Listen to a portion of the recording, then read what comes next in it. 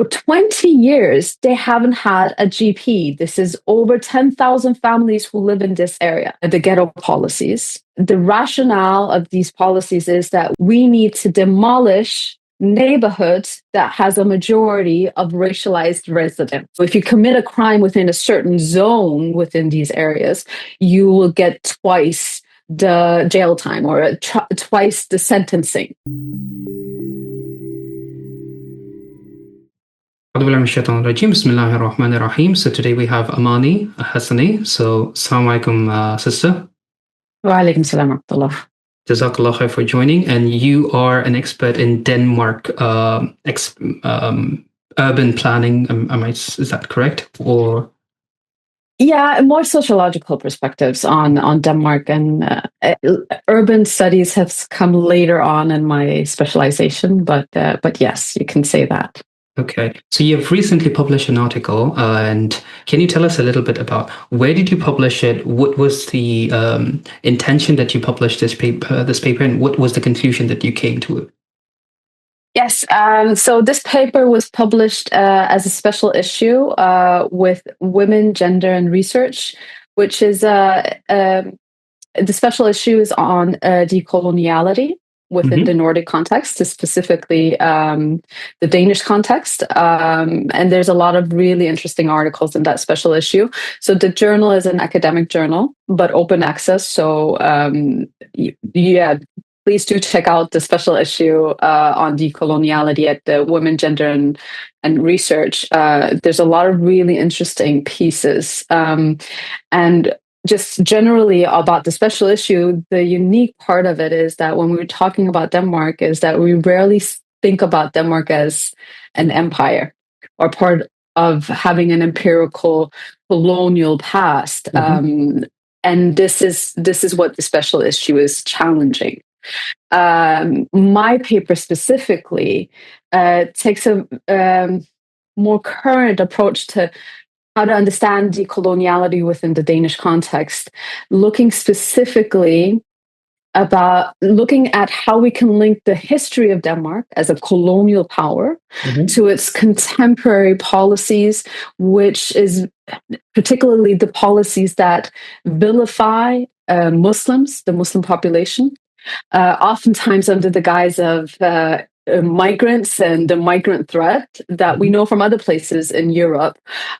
So what Denmark has increasingly done more explicitly in recent years is really target Muslim communities assumed to be migrant communities and vice versa, migrant communities assumed to be Muslim communities. So, yeah.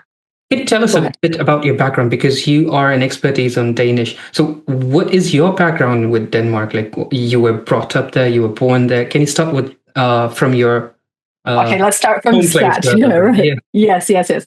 Born and raised in Denmark. I was born and raised in Denmark and didn't leave Denmark until I was in my mid-20s. So most of my life experience has been based in Denmark. I did, and let's take it even further back than myself. My grandparents came to the country back in the 60s and 70s, in the late 60s, early 70s, as part of labor migrants.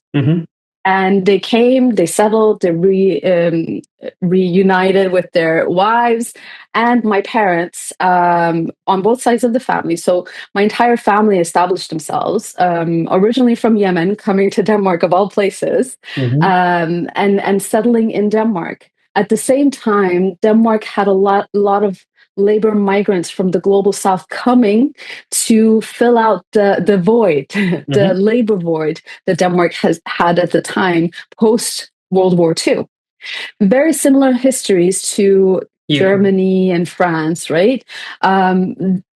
So Denmark went and had invited labor migrants from particularly Turkey, Morocco, Pakistan, and they kind of formed the labor reserve of Denmark in those early post-World War II years, helped create a production boom in Denmark. And so they were good and fine until a financial crisis came in the 70s, and then they stopped the labor migration from entering the country. This is partly migration history in Denmark and partly my own family background into Denmark. So at that time, my entire family had already settled in Denmark. So when they closed off the borders for labor migrants, my family were already well rooted in Denmark and living in Denmark, as well as a lot of other labor migrants who decided to settle there. And this is the first influx of Muslim migrants to the country. This is kind of where I start the story in my article, in this article as well, with this first wave that was my family was part of, this first wave of Muslim migrants. And at that time, it wasn't necessarily, the focus wasn't necessarily on Muslims. It was on the fact that they were laborers and they were good for Danish economy insofar as they helped create a production boom, until they weren't anymore. So yes. Can I ask you a question that when you had the first influx of immigrants, first wave, did you have any kind of ghettoization from the very beginning of urban planning? Yeah, that's a really good question. So really interesting is that these labor migrants, the first thing they were put to do, a lot of them worked on building public housing. So there was a housing shortage after World War II, and who were there to build these public house. So public housing in Denmark is a very essential part of the welfare society, accessible, affordable, good homes for the masses. And these had to be built, and not enough laborers to build them. So the labor migrants actually built these public houses themselves. And so Denmark at that time thought, well, the labor migrants will work until we don't need them any longer, and then they'll travel back home. They ended up settling many times in these public housing communities that were for the masses, but they were affordable, available homes. And so especially around the big cities of Copenhagen and Aarhus and Odense, they became places where the labor migrants found decent homes for their families that they unified with. There was an integration between the local population, the middle class and the lower class, and the new wave of immigrants. Like they harmoniously, they lived in harmony. Would you say like they integrated, like living together? Just like there's no, what is the word? Like rich class and the middle class living in a neighborhood. So that's what I'm saying. Yeah. So that's a really good question, because what happened is that working class Danes would live in these public homes as well as labor migrants. And the economic structures of Denmark, both at that time and ever since, made it much more lucrative to buy your home than to keep renting. So even if in the early years, new homes, everyone is living there, integration policies didn't come into the Danish policy system until later on. In these early years, the communities that established, yes, they were mixed. There were working class Danes as well as labor migrants. What then actually eventually happened, kind of through just the dynamics of economy, is that labor migrants were precarious workers. As soon as there was an economic downturn, the labor migrants weren't safe in their jobs. They were actually the first ones to be let go in the 70s and 80s crisis. They were unskilled laborers. White working class could oftentimes train vocationally. They spoke the language, they had the capacity to do that. And with that, they're the ones that we can joke around calling them the boomer generation. A carpenter back in the 70s with a stable income could very easily buy his own house, or the family could buy their own house. Labor migrants and their families were oftentimes excluded from that, the social economic stability that came from being a labor migrant. So that's kind of just in the archives, right? That the white working classes, when you have money to do it, when you're established enough to do it, you buy a house. the labor migrants were very much excluded because of the social economic context they arrived to Denmark in. And that vulnerability, that precariousness has followed them through and has also been expanded to the refugee streams that came in the 80s and 90s and so on.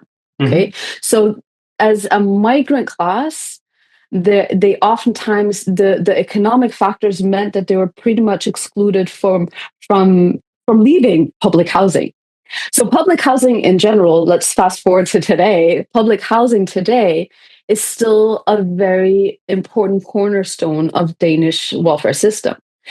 20% of the Danish public across different classes will live at one point in or currently live in public housing. It's not like a lot of other places in the world where public housing is seen as only for the refugees and socioeconomically, exactly, for the marginalized, right? But for certain neighborhoods that have also been stigmatized politically, these have seen a less of an interest in moving into these areas, and migrants not having that much of a choice, right? So if you find a lot of the people I research and work with throughout my research project on public housing in Denmark, I specifically wanted to look at racialized others, so non-white residents in these areas that are particularly targeted in urban planning policies. And many of them said we ended up living here not because we had that many options. There were affordable homes, big family homes that could have us as a family, and they were free. No one was living there, so we could have quick homes as well, which is also why an amount of these homes are also allocated to the municipalities to give to people in need. So your social residents, oftentimes refugees, when they actually come to the country and leave the asylum centers, they are allocated a public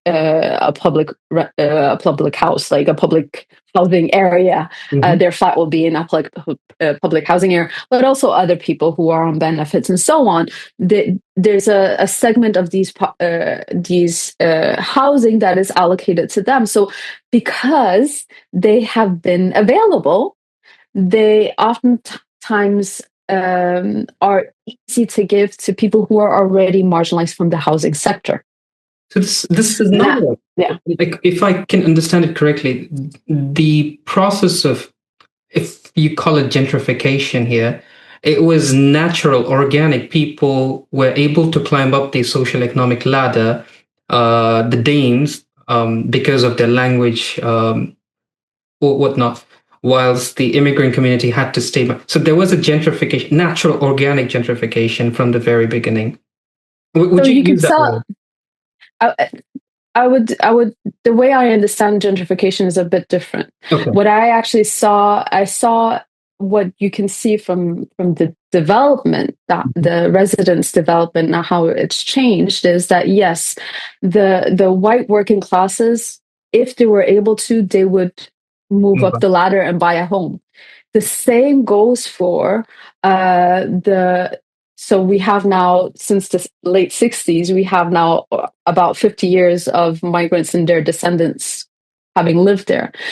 If their descendants were able to create social mobility for themselves through education, for instance, many times they would also move up the social ladder. Exactly. They would either leave the area that's stigmatized or buy their own homes if they were able to. So that was a natural occurrence. And so leaving behind the ones who are precarious, so the unskilled labor migrants who never got employment after the financial crisis, their descendants who were not able to have a professional or skilled vocational work, as coming of age in an area that they didn't have the opportunities to achieve that. So there's a lot of factors that means that many of these areas will have residents who will be struggling. At the same time, and I think this is really important to push back against the government's narrative of saying that these are destitute areas, there's actually already amongst the people who live there um, a good diversity and social mix in terms of people who are at working and have good jobs and people who are struggling. So does that make sense? Yes, yes. So you touched upon the point of the government targeting. Can you start? Where does this start from? And can you explain? Because most of us do not know what's happening in Denmark. So can you elaborate on that a little bit? Yes. Yes, that's a really good question, because we've done a little bit about the history, Yes. but how did we get from there to where we are today in Denmark, and what's actually happening today? So in 2018, the Danish government proposed what they initially called the ghetto policies, or the ghetto laws, which is how it's popularly referred to. The current government is calling it parallel society policies. Whatever they call it, it's the basis of these policies is the same. The rationale of these policies is that we need to dismantle public housing areas where non-Western immigrants and their descendants are more than 50% of the population.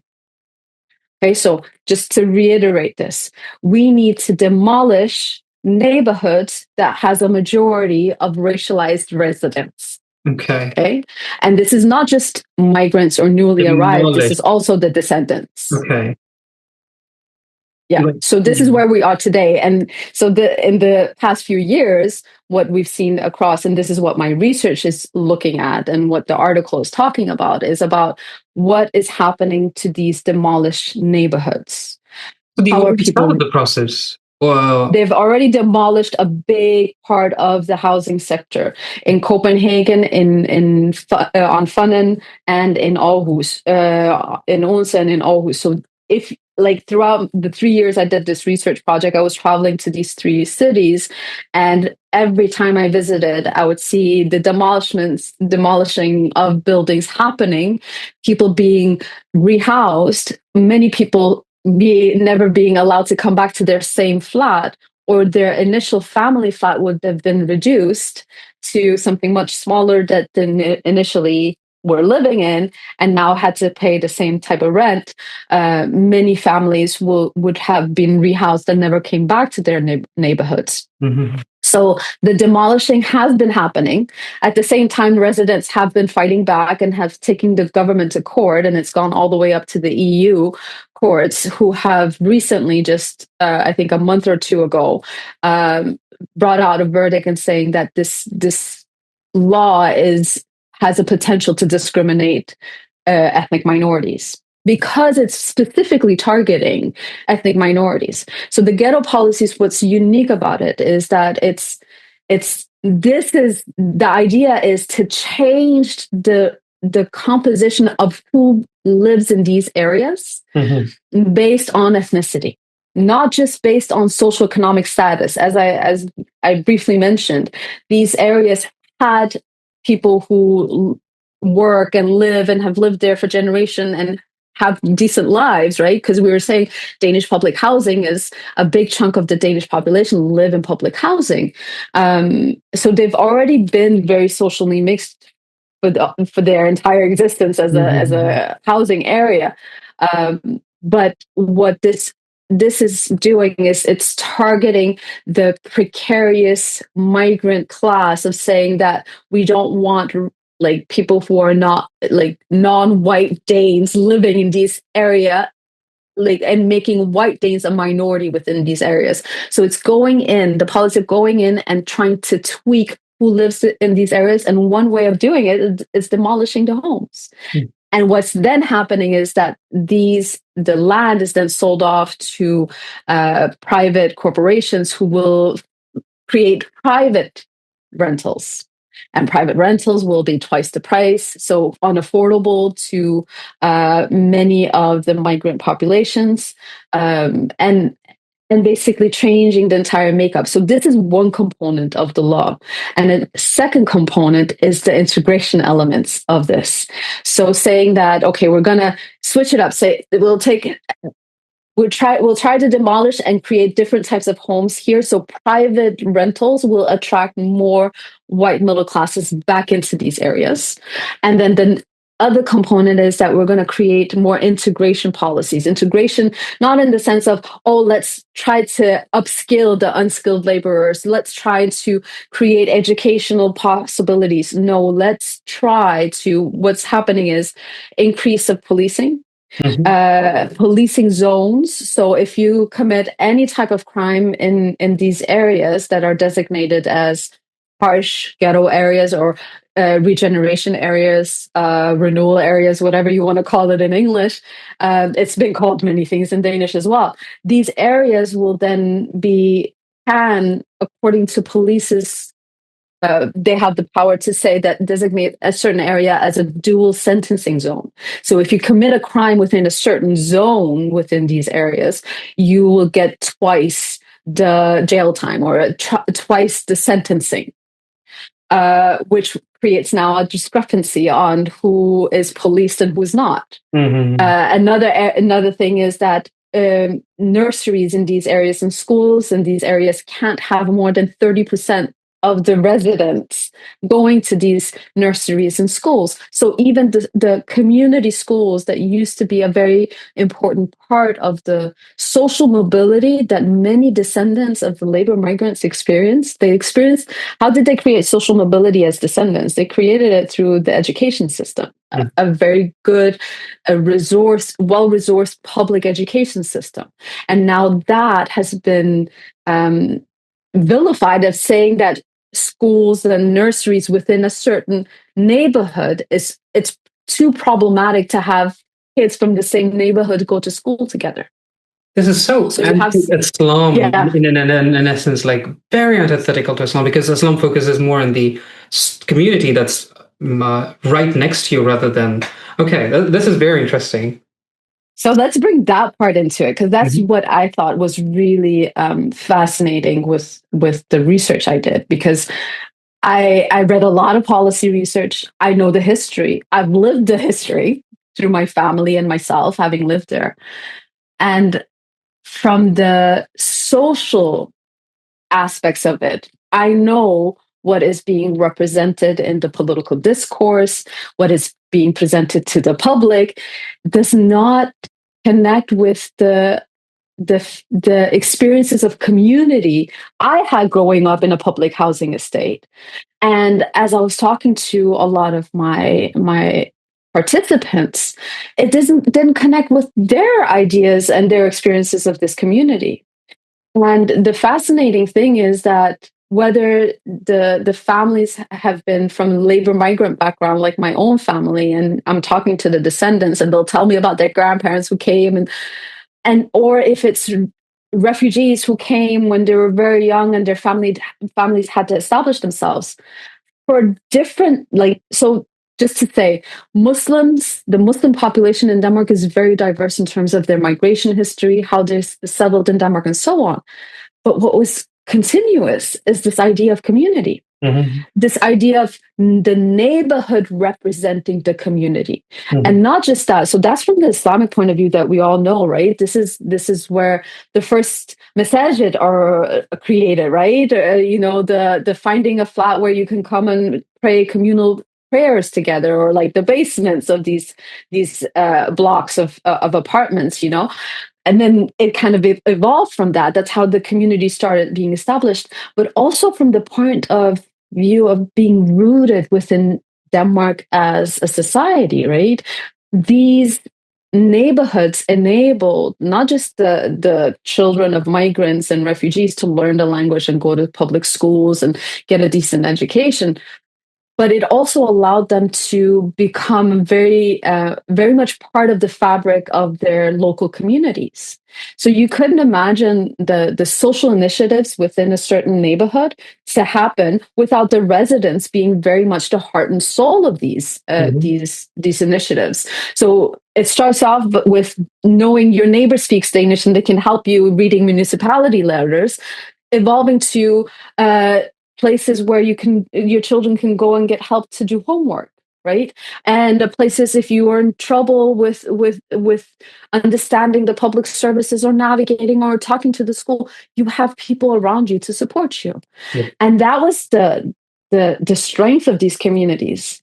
And that's what I try to highlight in the article, is saying that there's something that's being erased with these policies. One thing is the history of this, the history that we as Muslims have actually created a really important sense of fabric of these cities. Mm-hmm. So Copenhagen wouldn't be Copenhagen if it wasn't for the migrants who came back in the 70s and the refugees who came afterward. Like, go to certain neighborhoods of Copenhagen, the vast amount of cultural diversity, in not just in food but also in the way people engage with each other across like ethnic backgrounds. It's so rich, and that's being erased. That's not just being erased, it's being seen as a threat to Denmark as a nation state, because it doesn't connect with the idea of what Denmark is as a nation.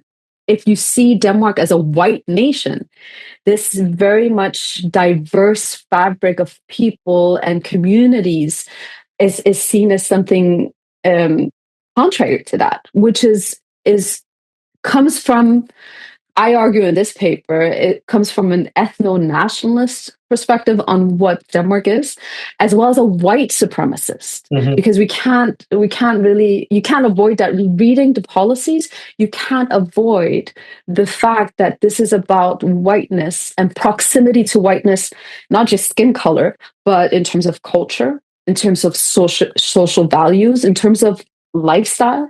All of these parts really play into these policies that are trying to vilify whoever doesn't look like the us, as the white Danish us. So can you talk about the paper itself? What do you publish in the paper? Yeah, so I start off pretty much doing what I just did today. So talk about the historical background of my Muslim migrants. So my biggest argument in this paper, not the biggest, it's part of the argument. Everything I just said is kind of the argument, the gist of the article itself. But I wanted to make explicit the fact that when Danish politicians and policies say non-Western, which is a statistical term in Denmark, they use it as a statistics. I argue that non-Western is actually what people and politicians mean when they speak about non-Western. They mean Muslims.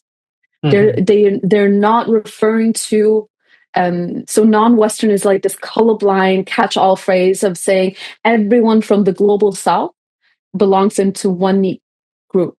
But the way that the policies are directed and focused is that when you read the politicians' discourse and then understand the policies, that has to be, if not, you can't be so directly discriminatory against a religious other, like religious communities, because we have freedom of religion in Denmark. But my argument is saying that when we in Denmark, when politicians speak about non-Westerners, it's an easy out for targeting Muslims. So this is one component of the article. Yeah. Like most countries, like let's say France or Germany, the nation state comes with different ethnicities, right? Let that be Anglicans, Saxons, or Kens. How does Denmark? I believe Denmark also has its own ethnicity, different ethnicities. Because how are they targeted? How does it affect them? Because Denmark is not just Copenhagen, Denmark, but it also connects with Greenland. So how does it affect them, these policies? Yeah. So I really want to invite your listeners to check out the special issue in totality, because it does it challenges this idea of what Denmark is. So if you the commonsensical understanding, the public consciousness of people in Denmark, in mainland Denmark, is that we are white, Christian, like Lutheran Christian Danes, and not super practicing Christian Danes, right? That's like your common, like, whatever, like, this is what we are. And then you have outliers, right? Um, Greenland and the Faroe Islands are part of the Commonwealth of Denmark. But in the way that indigenous Inuits of Greenland are treated in Denmark, that's part of the argument I make in this article as well. The way that Inuits have been treated in Denmark from the 50, maybe most likely, most like before, like within the whole colonial history of Denmark annexing Greenland and Faroe Islands, especially the Inuit of Greenland, they have been targeted. They've experienced immense amounts of racism, especially when they come to Denmark. Not even to mention how their economies and their resources have been exploited in mainland Greenland, but Inuits in Denmark are not treated the best.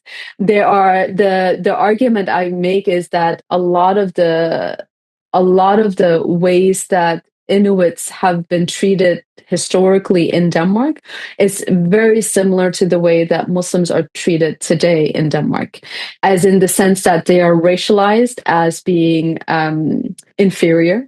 Mm-hmm. Culturally, socially inferior. They will be seen as deviant populations, similar to how Muslims are deviant, obviously with different signifiers than Muslims, obviously with different targeting elements than Muslims.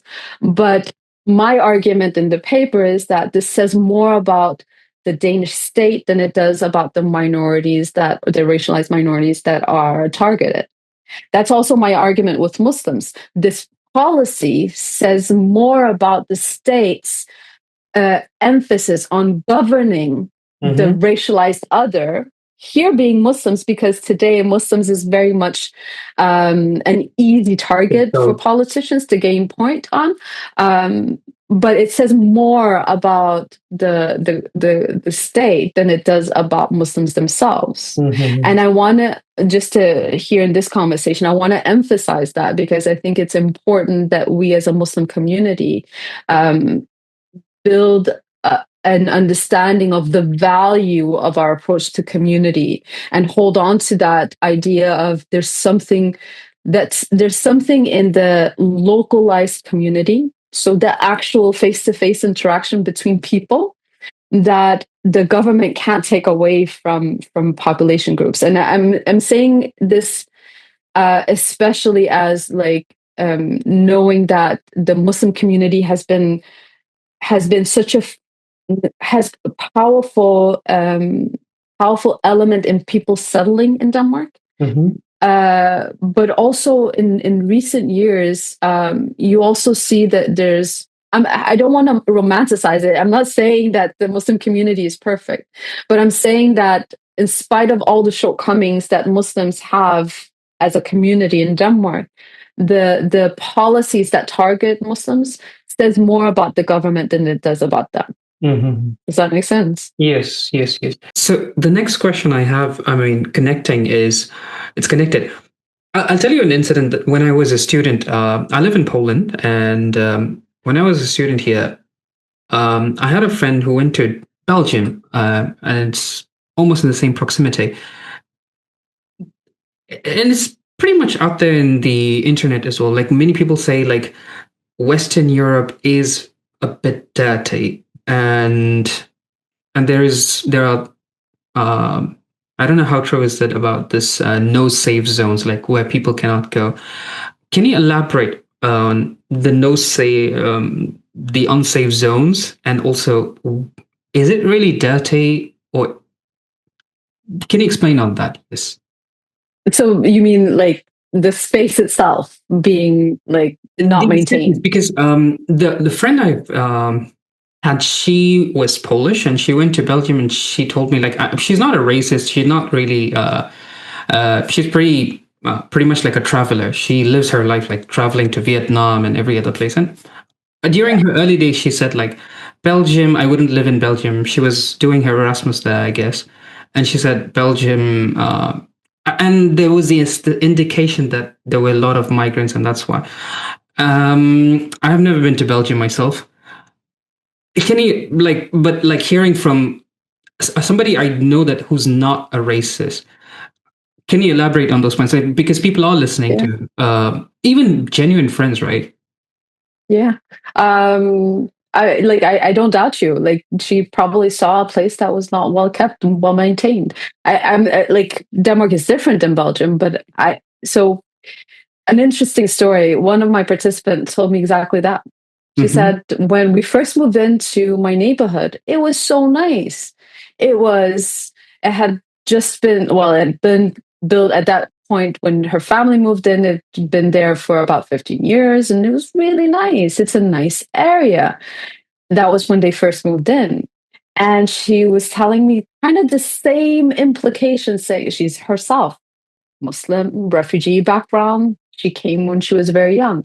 And she's saying, as we were living there, I just saw the place becoming dirtier. You know, white people started moving out, more immigrants started moving in. And I told her, it makes sense that you felt that way, because if you look at the way that the area has been divested from municipality budgets, right? So it makes sense that these places become more and more unkept, right? And then as people who, some of them have real social issues, real social problems, they have no other place to live. There's vacant flats in these estates. Let's put them there. And at the same time, they're becoming more and more forgotten by the political class. Okay, because the people who are actually voting for the politicians, the people who are contributing taxes to the city, do not live in these areas, and they don't care about these areas. So there's a big indication that there's divestment from maintaining these areas. At the same time, not just the buildings themselves, and the infrastructure is not maintained. And I find one example. It's one of the housing areas. It's one of the biggest housing areas in Denmark, public housing neighborhoods in Denmark, and it has a lot of family homes. And then the ghetto policies come and they demolished a big chunk of that. People have been displaced. This housing area houses mainly refugees who came throughout the 80s, 90s, and 2000s. So many of them have been unskilled, have hard time learning the language, have been traumatized by wars, many of which wars that Denmark has been part of, including Iraq and including Afghanistan, right? Just to give the background of, Denmark might say that these people are not picking themselves up by the bootstraps, but the fact that they're in Denmark as refugees, Denmark has played a global geopolitical role in establishing that refugee stream, okay? Side story. Now, look at this area. For 20 years, they haven't had a GP. This is over 10,000 families who live in this area. They haven't had a local GP, like healthcare center in this area. Does that make sense? Like most areas in Denmark, most neighborhoods will have your local GP that you can go and attend. People who live in that area have to take the bus to the bigger city central to get to their GP. Now there's one bus route or like two bus routes, and they come every 20 minutes. Okay. Right. For this entire area. So the infrastructure, for the infrastructure of this housing area has been, well, let's say I wouldn't want to live there just because of that, just because of the fact that there's no public transport to take me to, let's say, work. There's been no healthcare facilities to take care of me and my family. So even though these people, many of whom are on disability retirement because they're literally traumatized from war, they actually go to the GP much less than the general population. This is a old study from 2012 that showed that they actually go to the GP less. because there's no local GP. They have to take a bus for 20 minutes to get to whatever GP, or like a different neighborhood to go to a local GP. And if you go there before the demolition started, you would see that the although the flats are decent, the area wasn't maintained. The area wasn't well kept. The local like shops that were there were kind of falling apart, right? So there was no investment in the community until the entire like ghetto policy forced the issue of demolishing homes, rehousing people, and trying to attract a new population. And now they're talking about creating a new bus line, like not a tram line through the neighborhood. Right now, they're talking about reinvesting in the area, right? And when they reinvest in the area, they'll also reinvest in the making it more attractive, right? Making it look more attractive, making it look cleaner, right? And a lot of these gentrification efforts are being put in place now, but go there 10, 15 years ago when it was the destitute or the underclass of Denmark, it's not a nice area to be in. And it's a difficult area to live in if you have work and if you have a life that forces you to leave the neighborhood. Is Right. that So, true yeah. only for, because I've traveled, I've seen London, I've seen Paris, and these are like neighborhoods, like city center neighborhoods, and they're not really kept well. And a lot of it's near the city center. Do you believe that it's less funded or defunded, even if it's city center? Because these are neighborhoods that are connecting to the touristic attractions. It's for tourists, like Paris, let's say, for instance, or yeah. Just So curious question. Like, I understand if you're talking that's about residential areas, but even are you also talking about like touristic areas, city centers? no, I'm not talking about touristic areas. I think there's so if you're looking at Copenhagen, if you go to the city center of Copenhagen, it's pretty well maintained, right? Not a lot of people live in the city center of Copenhagen. Do the same thing to Aarhus, which is the second largest city in Denmark. Very well maintained city center. Same thing for Odense. Like it's compared even to London and Paris, right? They're really like Denmark has really nice city centers. Because What's actually Paris, like people also have this thing called Paris effect. Like Japanese people come and see. And I'm thinking of oh Paris. yeah, they get disappointed, right? Yes, Yeah, exactly. yeah. Like, I yes, don't. Paris. Even I was disappointed the first time I saw Paris. But although I saw it in winter and I didn't like it. But then when I went on summer, it was nice. It was Yeah, more gentle than, yeah. yeah. I don't know. I think I, maybe because the cities in Denmark are smaller, Mm-hmm. so they're easier. I don't know. Maybe also Denmark is because it's a small country. It's putting a lot of investment in their bigger I'll have to cities. talk with another person about France. Like you have Yeah, Danish expertise, yes. but yeah, I guess Francis, I know London because I live in London, and I can see the difference. I live in the outskirts of London, Mm-hmm. and in the years I've lived in London, I've seen how people who do not live up to the image of what London is are slowly, like as residents, are slowly being pushed out.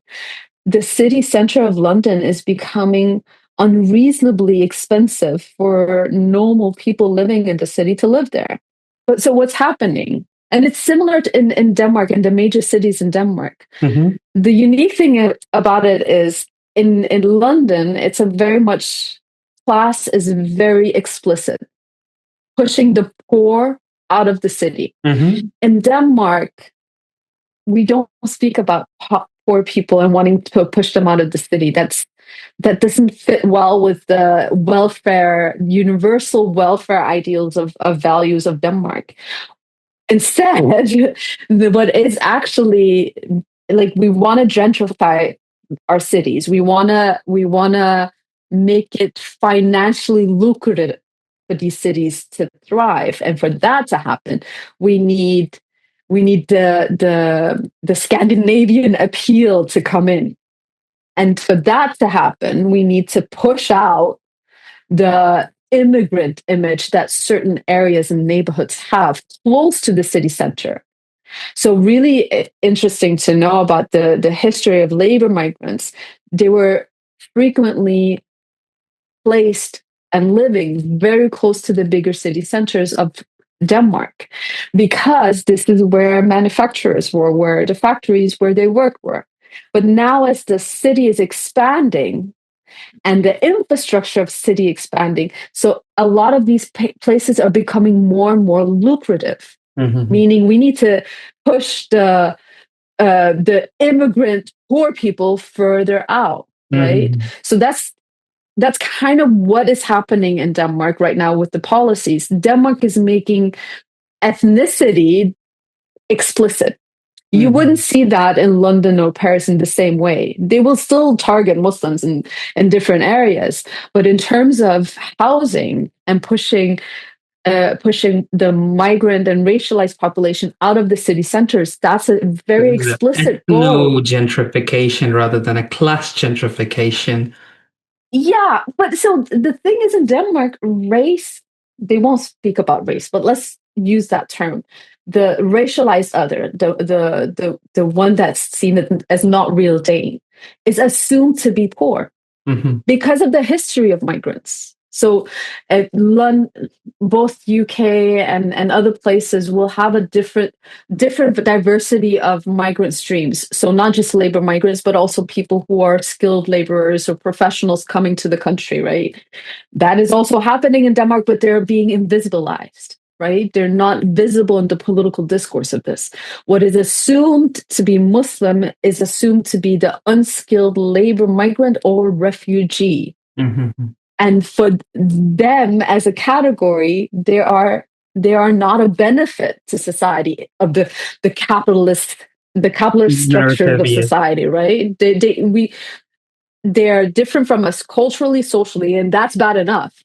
But they're also no point to us financially or like in terms of capital. They're not productive citizens because they're literally at the outskirts of the labor market. And Denmark hasn't not figured out how to be inclusive beyond the productive citizens. That's how they see, because it's not true at all, because the immigrant population does contribute. Take the Turkish ethnicity, or the Turkish community in Germany, for instance. Like they lived, they contributed, they brought flavors to food, of course. Yes. Yeah. They did contribute. Same thing, yeah. There's a huge food food in Denmark has become revolutionized since the immigrant populations came, right? And I think that's the flavors came to the country. So but that's the whole a narrative part of it. Yeah, the whole narrative they don't contribute is such a false, understatement. It is an understatement, I think, on so many different levels, right? There's, in terms of like Denmark exploiting the labor migrants, they literally worked them to becoming really, like, a lot of the unskilled labor migrants worked for so long and so hard that they became they were forced into disability retirement. On top of that, right, the fact that they were the first to be laid off in the financial crisis, when they, as a category of laborers, Denmark really took advantage of them. They gave them minimal rights and they worked them, and they benefited. Like Denmark boomed when labor migrants came to the country. They're never given that credit in the history books of Danish history, right? They're not recognized as the ones to help establish the welfare state, and the cornerstone of the welfare state being housing, right? And helping to create that industry, right? And build that. They're not recognized as contributors to what Denmark has become since. Because as soon as Denmark didn't need them, they Throw them away. basically they put them in these public housing, which is like it's the bare minimum. Yeah, right, but the beautiful thing is they made these communities thrive, right? They created amazing neighborhoods, and not beautiful, like they were like, these neighborhoods were left, but they created lively lively neighborhoods. The fact that the people who reside, they opened up, the ones who were capable opened up shops, all our kebab shops and shawarma shops. That's because their communities worked together to establish this as an alternative, because they were sidelined and the general industries of Denmark, right? So the 80s were just a boom of these imported shops and dinner shops and all that. The same thing as you see in Germany, right? But that came out of a necessity. That came from the necessity of saying, the factories kicked us out. We got to figure something out here, right? And that's not recognized, right? The fact that, the food industry, the restaurants, the fast food business thrived on migrants establishing that, because they were kicked to the curb. And then that's on that level, right? That's the material level, like in terms of, but socially and culturally, the expansion of like the Danish horizons beyond Denmark, the fact that there's a world outside of Denmark, and I think that's oftentimes undermined, saying that a diverse society, culturally, linguistically, socially diverse society is not of benefit to society. That's basically what politicians are feeding us.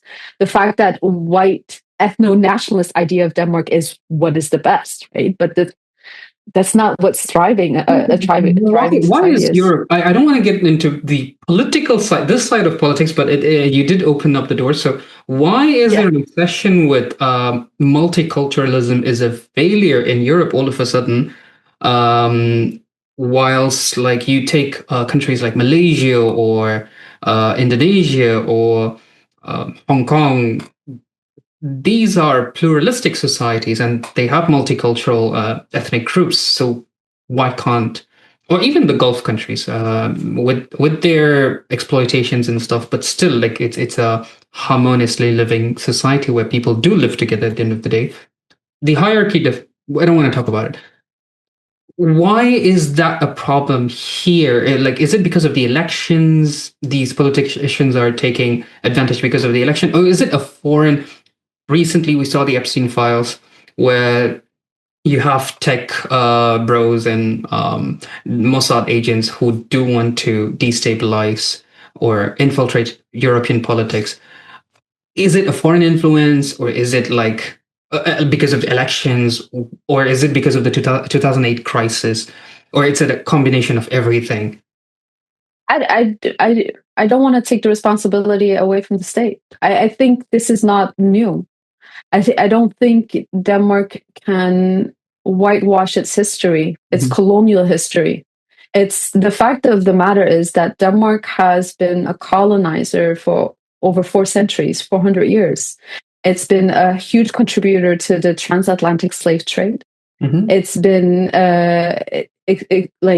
been taking resources from global South countries, right?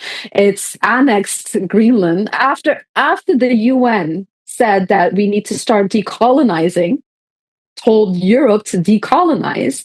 Denmark chose to annex Greenland and the Faroe Islands and refused to let them go and give them independence, full independence, right? This is controversial to say in Denmark because Greenland is part of Denmark, but Greenland is annexed, right? Greenland is part of the Danish Commonwealth. And yes, we have representatives from Greenland and Faroe Island in our parliament.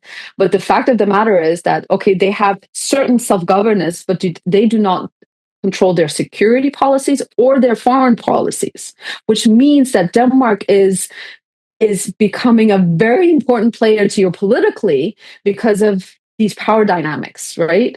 So Danish history is rigged with racism and white supremacy and exploitation. So like that's that's the essence of it. Why would you play around with this type of power? Because or this type of like extortion or depleting of resources from indigenous populations and taking create letting the transatlantic slave trade really help produce it and sustain it, right?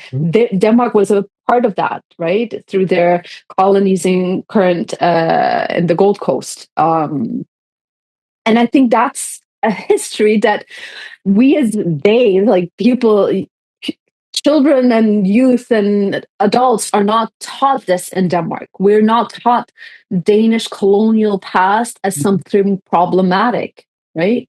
And so the current politics of Denmark is not a surprise when you look at the history of Denmark in that light, right? And I think the way Denmark tries to position itself globally.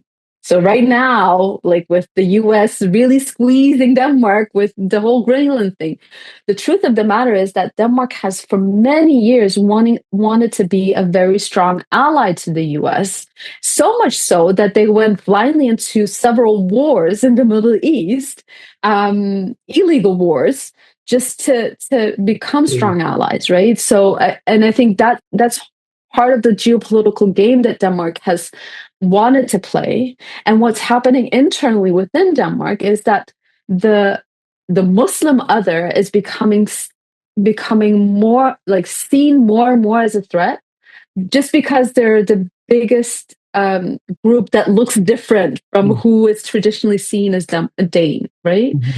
And it's especially threatening if you, as a Muslim, someone who is actually saying that I am Muslim and I want to live as a Muslim and I'm seen as a Muslim and I'm also Danish, and you have a political opinion, that all of a sudden becomes politically dangerous for someone who wants to hold on to power, right? So if Denmark as a ethno-nationalist like discourse wanting to push forward, if you look at the ghetto policies, and I think just bringing it back to the text itself, my article, I highlight one segment of the ghetto policies where the policy literally reinforces the Great Replacement conspiracy of the immigrant other, the non-Westerner, is a threat to the majority of Danes, to the ethnic Danes, right?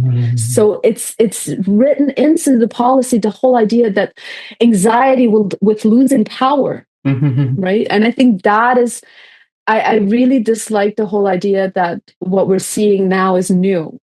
I much rather go back. If something is happening today, it's history repeating itself. So let's go back to history and see what's going on here in that light. Is this a continuation of something that's changing colors and changing ways of doing things because we live in the present day?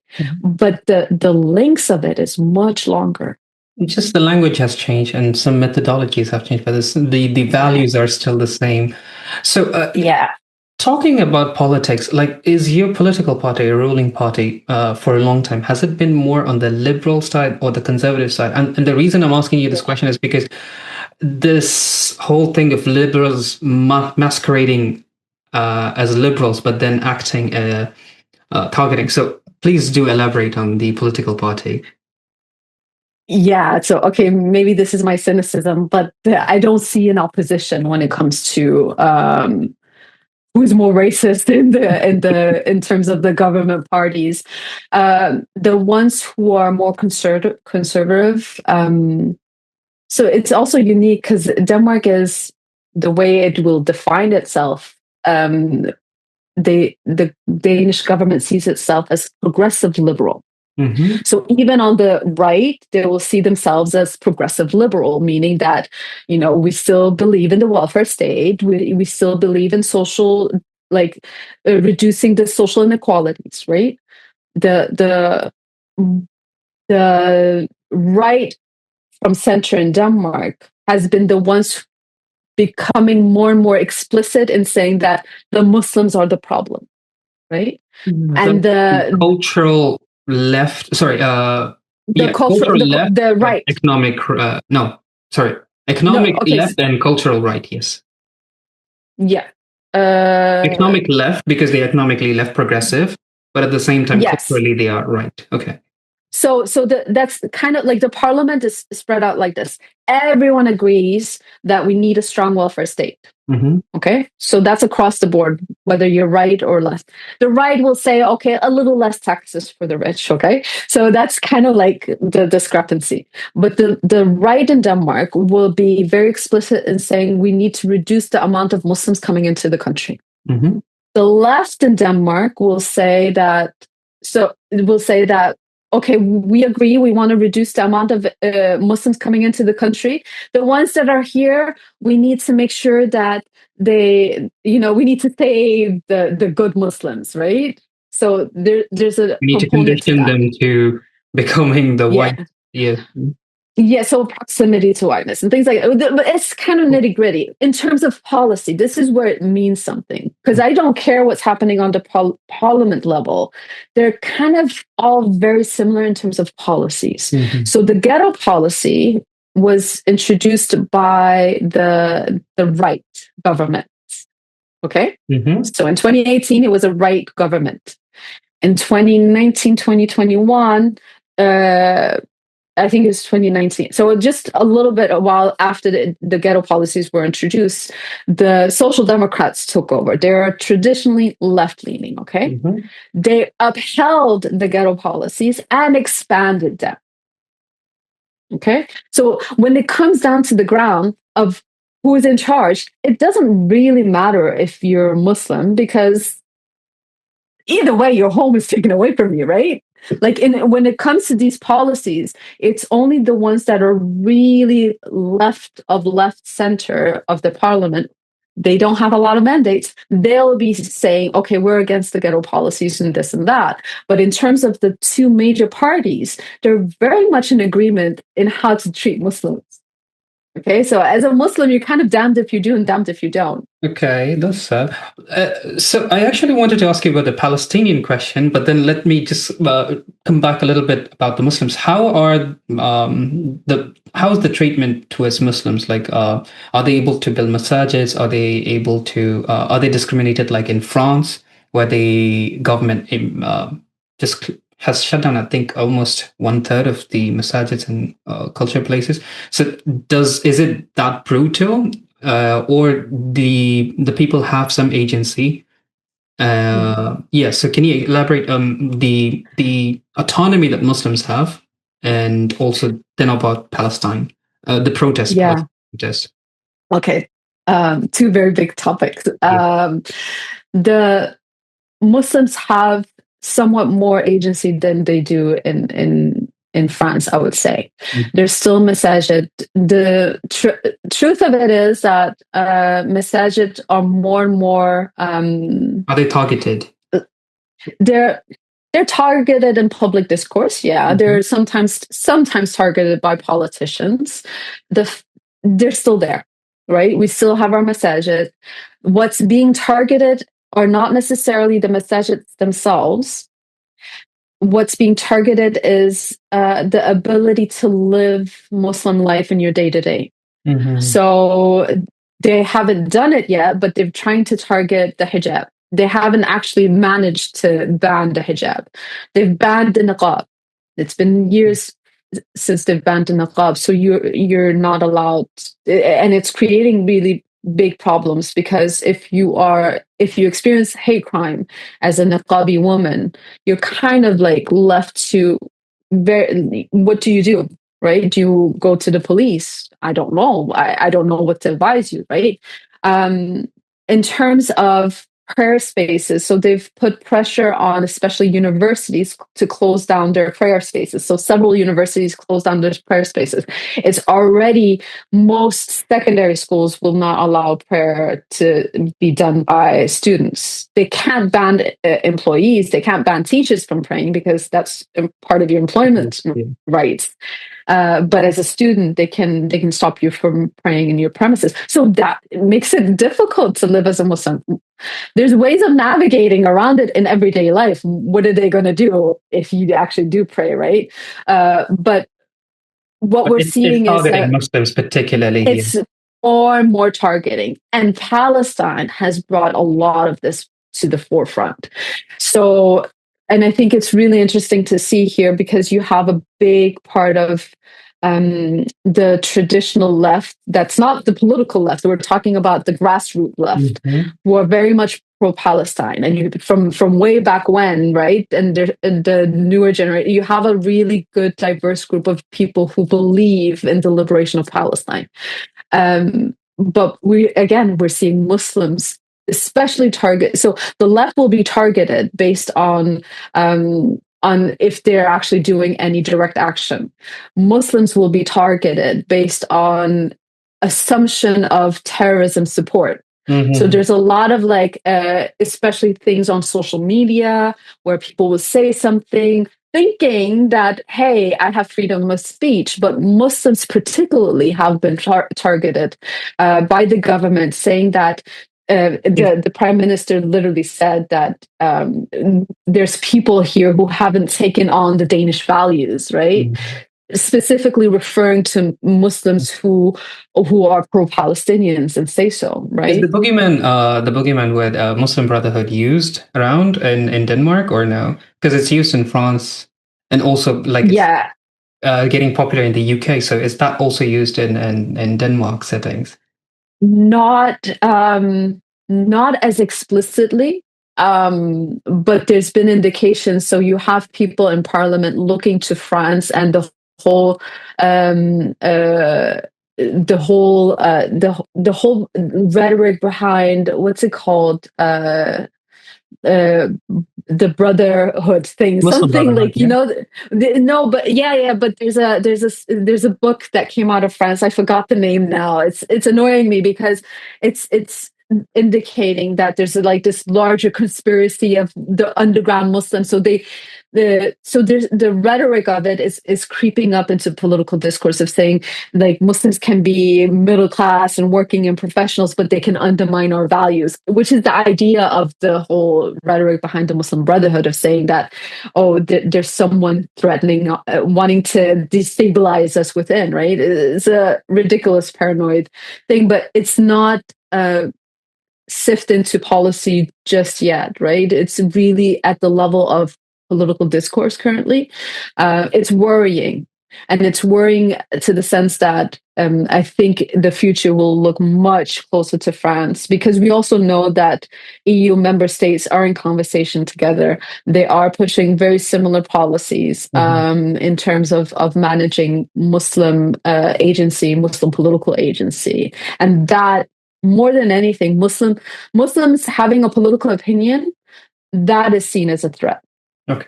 And especially, so Palestine brings that to the forefront, right? Because many Muslims will have a very clear positioning on the liberation of Palestine, right? And that is being used back to put the community back in place, right? That's a threat to cross the line here with Palestine, yes. Yes, so, exactly. I think I'll conclude here, and there's much to learn and there's much to talk about and discuss. So inshallah, maybe for another time, we'll connect. But Jazakallah khair for joining, and thank you very much for introducing about what's happening with the Muslims in Denmark and the whole urbanization thing. So Jazakallah khair. Thank you for the opportunity to share my research and talk about this and bring this to the forefront. Jazakallah khair. Jazakallah khair. We'll keep in touch then. Assalamu alaikum. Inshallah. Wa alaikum assalam.